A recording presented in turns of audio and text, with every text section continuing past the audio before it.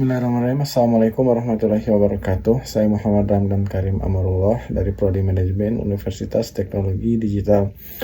Video ini dibuat untuk memenuhi salah satu tugas ujian tengah semester PAI 5, yaitu membahas beberapa materi 7 pertemuan terakhir. Di antaranya itu ada Ta'rifatul Quran atau mengenal Al-Quran. Yang kedua yaitu ada Asmaul Quran atau nama-nama Al-Quran.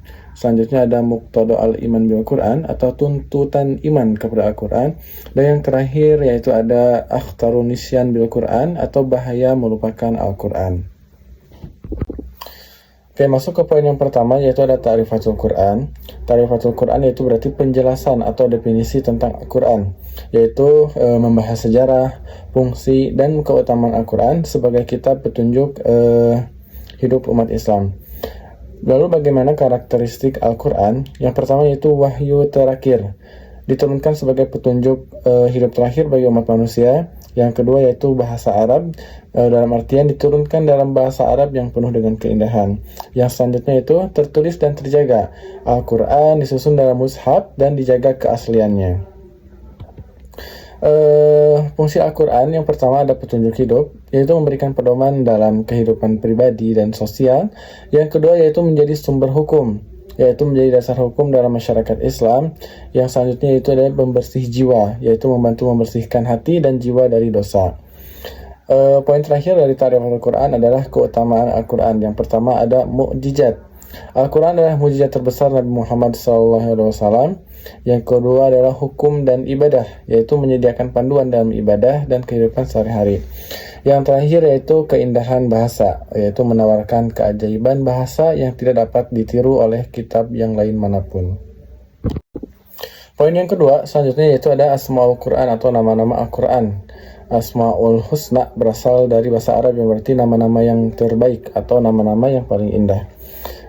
Setiap nama Allah menggambarkan sifatnya maha mulia dan maha sempurna. Lalu apa saja keutamaan menghafal Asmaul Husna? Yang pertama yaitu mendekatkan diri kepada Allah dengan mengingat dan menyebutkan nama-nama Allah. Tentu kita dapat memperkuat hubungan dengannya. Yang kedua yaitu menghadirkan kedamaian hati. Sebutan Asmaul Husna untuk menenangkan hati dan pikiran. Yang selanjutnya yaitu mendoakan kebaikan. Setiap nama Allah mengandung doa dan harapan untuk memperoleh sifatnya yang maha indah. Selanjutnya itu ada Muqtada al-Iman bil Quran. Dalam konteks ini berarti konsekuensi atau akibat yang harus diikuti. Al-Iman bil Quran berarti keyakinan terhadap Al-Quran sebagai kitab suci yang diturunkan oleh Allah Subhanahu wa taala kepada Nabi Muhammad SAW. Konsekuensi dari iman ini adalah kewajiban untuk meyakini, memahami, dan mengamalkan isi Al-Quran dalam kehidupan sehari-hari. Konsekuensi iman kepada Al-Quran. Yang pertama ada meyakini keaslian Al-Quran.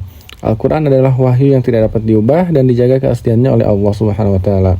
Yang kedua yaitu menghormati Al-Quran, membaca dan menjaga kemuliaan Al-Quran baik dalam bentuk fisik maupun maknanya. Yang selanjutnya yaitu mengamalkan isi Al-Quran, menjadikan Al-Quran sebagai pedoman hidup dalam ibadah, akhlak, dan hukum.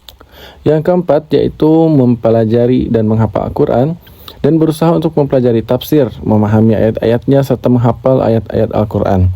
Dan yang terakhir yaitu menjadikan Al-Quran sebagai sumber hukum, mengambil keputusan hidup berdasarkan ajaran yang terdapat di dalam Al-Quran. Poin selanjutnya yaitu Akhtarun Nisyan bil Quran. Nisyan dalam bahasa Arab artinya lupa atau melupakan. Melupakan Al-Quran berarti tidak mengingat atau tidak memanfaatkan Al-Quran dalam kehidupan sehari-hari. Lalu bagaimana caranya menghindari atau melupakan Al-Quran? Yang pertama yaitu membaca Al-Quran secara rutin.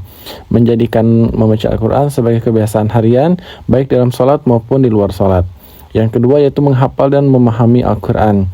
Menghafal ayat Al-Quran, memahami maknanya untuk mengamalkan dalam kehidupan sehari-hari. Yang selanjutnya yaitu merenungkan makna Al-Quran. Tidak hanya membaca, tetapi juga merenungkan dan mengamalkan ajaran-ajaran yang ada di dalam Al-Quran. Yang selanjutnya yaitu ada bahaya melupakan Al-Quran. Yang pertama yaitu kehilangan petunjuk hidup. Al-Quran adalah sumber utama petunjuk hidup bagi umat Islam. Tanpa mengikuti petunjuk Al-Quran, seorang dapat tersesat di dalam kehidupan. Yang kedua yaitu hati yang keras. Rasulullah SAW bersabda, barang siapa yang tidak membaca Al-Quran, maka hatinya akan menjadi keras. Hadis riwayat Bukhari. Yang selanjutnya yaitu jauh dari keberkahan. Merupakan Al-Quran dapat mengakibatkan hidup yang jauh dari berkah Allah Subhanahu wa Ta'ala, karena Al-Quran adalah sumber keberkahan. Yang terakhir yaitu kesulitan dalam menghadapi ujian. Al-Quran memberi solusi dan ketenangan dalam menghadapi ujian hidup. Merupakan Al-Quran membuat seseorang kesulitan dalam menghadapi permasalahan. Sekian yang dapat saya sampaikan. Mohon maaf atas segala kekurangan. Wassalamualaikum warahmatullahi wabarakatuh.